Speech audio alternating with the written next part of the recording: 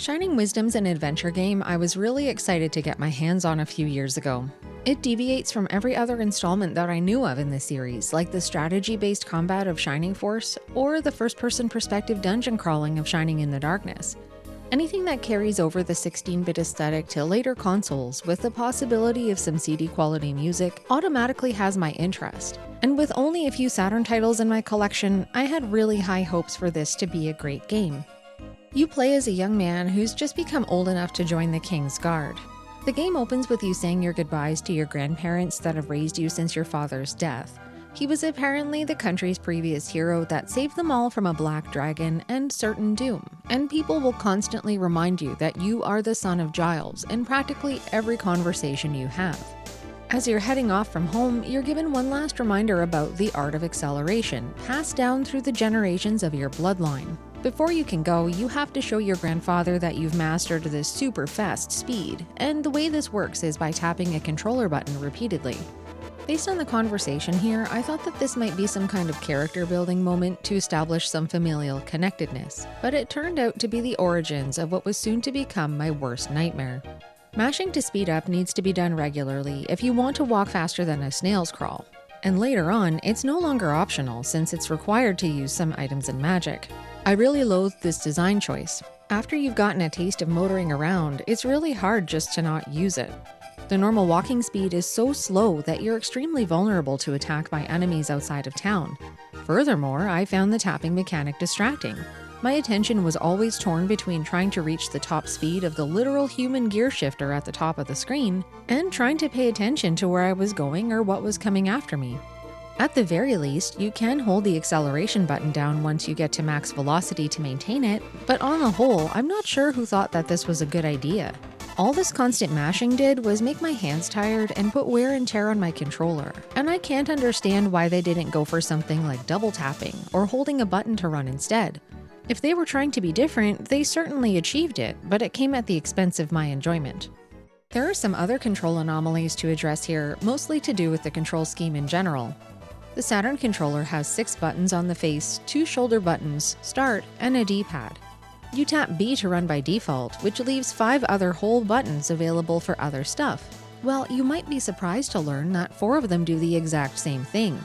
One of the 2 left over are where all of your consumables like heals or angel wings are mapped to, and the other is for your sword, as well as all other equipment that you use in combat for special kinds of movement, like gloves or boots.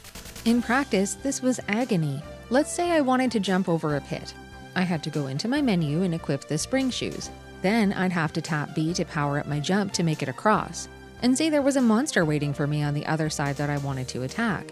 Immediately after landing, I'd have to go back into my menu and equip the sword to do so. If there were a few pits in a row to get past with sporadic enemies along the way there, you can see how disruptive this becomes. It also means that you can never jump and attack at the same time, or slide around with the slide shoes and land a stealthy attack on your foes, or do any 2 things at the same time for that matter that might actually be fun. One pittance of goodness comes from the fact that enemies do take some damage from running into you whether your sword's out or not, but you take damage too. That perk, if you can even call it that, is no replacement for being able to defend yourself with a weapon at all times. These control blunders made combat and getting around stutter rather than feel smooth, and it honestly ruined any semblance of flow in the dungeons and caves. It made them feel more like an exercise in tedium, sucking a lot more fun out of the experience for me. If they'd taken advantage of even one of the other buttons here for simultaneous item use, or even allowed for the shoulder buttons to swap items on the fly, it would have made the player experience better overall. I think anything other than this would have been an improvement. Now, I know that this game was initially meant for release on the Sega Genesis, but even at the time, the 3-button controller wasn't the sole option anymore. The 6-button controller came out several years before Shining Wisdom was even released, so even if it got thrown onto the Saturn at the last minute, there's really no excuse for this oversight. Many other titles on the system released earlier in the Genesis's life cycle took advantage of the extra buttons, so this was undoubtedly an intentional, conscious decision, and a bad one at that. The combat really isn't all that great either. Until deep into the game when you can finally pair magic with your sword for some distance attacking, you're stuck with the dinkiest little sword swing in the whole wide world. It barely extends beyond your character's sprite, and you practically have to be right up against your target to land a hit. I can't begin to tell you the number of times someone came into my streams asking if this game was like the East series because the sword range was so small it looked like bump combat. Because of the proximity issues, I got hit so much that at first I thought that I was doing something wrong, but I think a lot of it has to do with the hit detection and the weapon range. Neither ever felt advantageous to me at any point, and this was hell until later on in the game when I had a longer life bar to work with. After a time, I got my hands on a longsword, and I thought that I finally had an answer to all my prayers. I ran into the field, only to find that, much to my dismay, the longsword had exactly the same range as the short sword that I started the game with. I don't think I'd ever felt so disappointed. The monster roster here was par for the course and didn't really feel all that revolutionary or special. There were some neat enemies that popped up occasionally, but most of them were repeats of what you might expect exploring the wilderness, like angry flowers, scorpions, and pigmen with spears. I did love these wall monsters with their grabby hands, but for the life of me, I couldn't figure out what these flying guys were. They look like monkeys in a superhero suit that drop bombs on you, and the entire time I played, I don't think I was ever able to hit one of them. There are many things about this game's world that don't quite fit with the medieval theme, but more on that later. I think one of the coolest things that Shining Wisdom does is item modification with magic that opens up as you find the elemental orbs. These introduce a lot of new attacks and other neat abilities, but the one downside is that most of them require tapping up your speed meter to use them, as I mentioned earlier. In the throes of battle, it was easier to swing my sword and possibly eat a hit or two rather than the alternative, since it came with its fair share of problems. First of all, it was impossible to find a quiet corner to tap in peace. Getting hit interrupts the gear shifting, and there are very few situations where you can stand around without getting harassed by the local wildlife. When I did manage to reach top speed, more often than not, the magic attack would miss the target. Lots of the spells either move in a weird pattern or need to be deployed from a specific distance, and the enemies here don't exactly stand still. In fact, they're incredibly aggressive. They'll sprint at you from across the screen as soon as they detect you nearby, making the stubby sword swing more dependable even if the magic was a lot more powerful. They're even right on top of you when you're coming out of a door. It wasn't uncommon for me to take a set of stairs and get immediately bopped back through that doorway by something that assailed me before I even had a moment to get my bearings. Calling these enemies aggressive is an understatement. I suppose it's true to say that the magic item enhancement is better suited to the problem solving in the dungeons. The items themselves are described in the manual and in the menu, but even still, some of their purposes were shrouded in mystery. In addition to what you're directly told, there are other things that you can do with them that aren't disclosed, things that aren't really obvious. A few of them might be hinted at in an NPC's advice or bookshelves in the castle, but very often when you're standing there in front of something that needs to move so that you can get by, you're stuck dreaming up a solution on the spot. I found myself asking questions like, how would one cross a river at a dead end using a stone turtle? Or how would one use a boxing glove to open a door? It's all up to you to figure these things out, which may seem like a no-brainer thing in a video game, but there's still a pretty big frustration multiplier here that clouds the waters of progress. Those magic modifiers I keep mentioning eventually become an enormous burden. At the point in the game when you found all of the elemental orbs, you'll have 4 additional functions that you can apply to many of your tools. So let's use the boxing glove as an example. It has its own base function as a distance attack, but it can also be used in 4 different other ways with magic to do 4 additional things. When you multiply 5 total uses by the large number of items you obtain by the game's end, you're looking at 20 or 30 different strategies to sift through to solve a single problem. As far as I know, there aren't any examples of obstacles that can be passed with more than one solution, so you have to sort through every single combination to find the one that fits. This wouldn't be so bad if you could look at the whole list and narrow it down logically, but the problem is the ambiguity in how the tool functions change with magic applied. They don't even have names to begin to formulate a guess from, nor are they ever really discussed in the game. Their single photo in the manual, while helpful to show you which equipment to try out with magic, does little to actually explain much else, leaving you staring at the same locked door with 3 switches for many minutes, wondering why you're even playing the game anymore. When I got stuck, I had no idea if I was just somewhere I shouldn't be yet, had missed some kind of NPC queue, or if I'd accidentally skipped over one of these many object combinations and missed the correct one. And in the times when I was actually on the right track with what needed to be used, it wasn't always clear how I needed to use it. Lots of your item combinations have proximity limits, so occasionally I'd cook up an idea that wouldn't work and cross it off the list, but in reality, I hadn't used it in the exact right way to trigger the solution. This made for some of the most unintuitive gaming I think I've ever come across. If the game's problems were tied more to common sense than blind assumptions, I think I would have enjoyed them a lot more. But instead, you're forced to muddle through with no precedents or teachable moments in-game to direct your thinking. These situations really took on the skin of a bad point-and-click adventure in many ways, making the big ask of trying everything with everything. It wasn't long before my patience was worn away completely. At the very least, you don't have to worry about MP draining away while you're experimenting since there is none, but the trade-off is your poor thumb's energy levels. Almost every spell requires you to tap your heart out to max speed to deploy. I probably should have resorted to learning Morse code to tap out an SOS and be rescued from this game, because that would have been easier than trying to figure out how to do these puzzles exactly the way that they were intended. In terms of progressing through the game story-wise, there's really not much here to lead you through. That's not to say that there wasn't always something that you're supposed to be doing, but many of the plot points are open-ended and don't have a lot of structure like you'd find in other adventures. Really, outside of one or two other exceptions, for most of the game there's only the one town and castle at Odegan where you're able to speak with NPCs. These folks are great to chat with the first or second time, and while there is some text that will update as you progress through the story, unfortunately most people don't have anything to say that's actually helpful. They don't even really do much to build up the world at all either. Frankly, lots of them are gossipy jerks that are always spewing snarky remarks or making funny little jokes compliments of working designs, and this lack of focus here only added to my annoyance of trying to figure out what I needed to be doing. The main small group you deal with, including the king and his advisors, were in some ways the worst culprits of all. Now, most games do a fairly good job of building trust with a player, and it's not unreasonable to believe that when someone in a video game tells you something, especially the king of the one town in the game, that it's true. Well, for no good reason at all, the king's actually a filthy liar.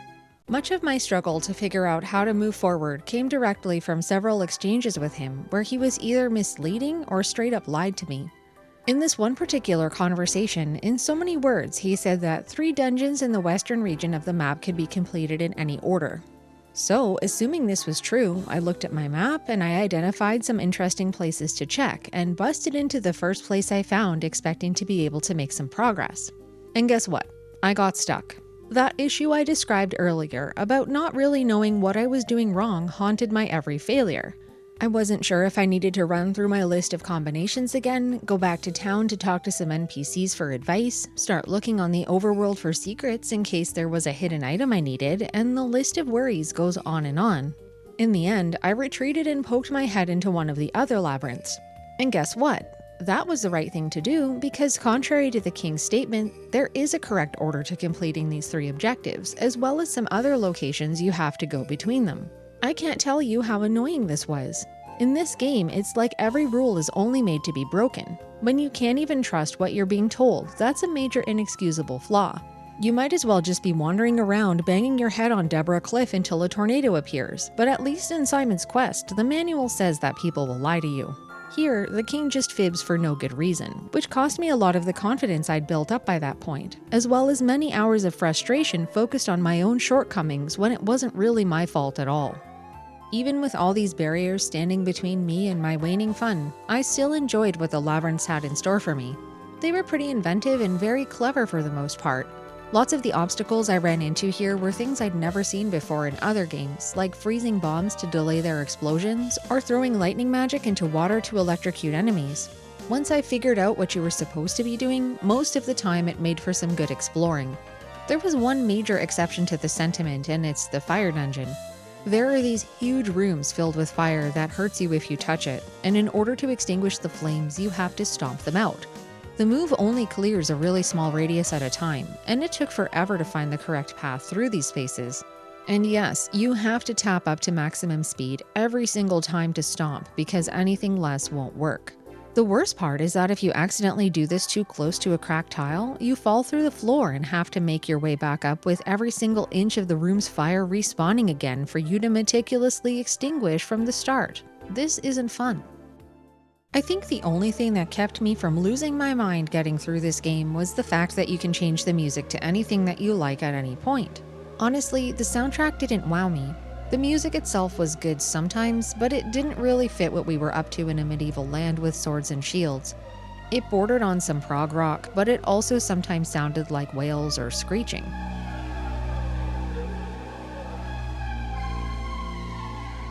Other than a single tune, there's not one melody that I can remember here as a takeaway, and given that I put over 30 hours into this one, that's saying something. Shining Wisdom's one phenomenal song is actually what initially plays when you put on the monkey suit. That's needed to climb vines, because of course for a young man wearing a full suit of armor, transforming into a monkey is the only way to be able to climb, but whatever. In the menu, you can flip through a sound test, and I put on this goofy song almost every time I got frustrated. Whether it was perpetually stomping out flames, wandering in a dungeon staring at a problem I couldn't figure out, or even fighting a boss I was getting impatient with, the monkey song put a smile on my face and lightened my mood quite a bit. It's song 5E in the list for anyone that might be interested in seeing what it's all about. Speaking of the bosses, they could best be described as a little kooky. Most of them had a gimmick to figure out, just like everything else in this game, but they were easy enough with a little perseverance. I do feel like some of the encounters were extremely unbalanced though. Early on, there was one enemy that I could barely outmaneuver and couldn't seem to make vulnerable without taking on damage myself, which forced me to burn through most of my heals just to survive. Other times, bosses were so hands-off that I actually had time to sleep heal right in the middle of the action without any fear of being interrupted. These two situations were so vastly different that I don't really know how to feel about them, making for yet another aspect of this experience that feels very uneven. You might think that there was at least some joy to be had in slowly opening up the game's world and reaching new places or finding secrets. There is a lot to find if you look hard enough, but apart from the initial thrill of burrowing into some suspicious sand or sliding underneath a wall to find a chest waiting on the other side, the majority of the spoils were the same things that you could find in the shop in town like herbs and angel wings. That store sells a grand total of 3 consumable items, and I'd say at least 95% of the time, they're your reward for exploring. When I play longer games like this one, I always keep a notebook handy to write down anything that might be worth revisiting later on when I get new items or abilities. With Shining Wisdom though, the treasure was so crappy that I actually stopped taking notes partway through. Outside of the labyrinths, there are honestly very few things worth sniffing out, though I'd still encourage spending some time looking anyway if you're desperate for the rush of finding something good. Even all the herbs I was finding weren't good enough to tide me over since I got hit so much, and whenever I needed more of them, I bought more at the shop near Odegan Castle. And for yet even more reasons I can't begin to fathom, you have to buy your herbs and angel wings one at a time, listening to the merchant's same long-winded small talk with every single transaction. I'm pretty sure buying heals and cures in Final Fantasy I on NES was faster than this. Apparently, there's lots of optional stuff to do outside of the main quest, but I just couldn't be bothered. I sighed a great sigh of relief when I finally beat this one, and while I won't spoil the ending, it did nothing to redeem any of the other grief that this game caused me. There are some pretty serious events that unfold in the final cutscene, and I didn't even feel a sliver of emotion for any of the people involved. Honestly, I spent the whole game mad at everyone in it. The Liar King and his entourage, the people whose dialogue never updated past hints from several dungeons prior, and all of the NPCs who said rude things to me, compliments of the Working Designs translation. Other than the proud grandparents that sent me off on my journey, everyone else was worth leaving trapped in the disk data forever, never to be seen again. If it wasn't already obvious here, I didn't really enjoy Shining Wisdom most of the time that I was playing it. Its very best feature was how smooth the main character's walk cycle animation is, but sadly, that was the most fluid part of the journey. I try to give every game a fair shake by playing it fully from beginning to end, because sometimes a frustrating start ends up being fun once I get used to new mechanics or controls. Sometimes the story picks up, you meet some fun characters, or even get lost in the excitement of the action, but this one never turned that corner for me. There were a lot of novel and interesting ideas here, but I feel even the smallest wins were vastly overshadowed by the tedium of not only the controls, but major aspects of the gameplay experience that desperately needed some refining. While I think everyone should try games for themselves and form their own opinions, I'll bestow unto you one little piece of Shining Wisdom. This game was far from the glowing adventure you might believe it to be from its lovely cover art. It's actually quite lackluster and dull. The only thing really shiny about it is its disc foil, and even then, there are better games out there to spend your time on.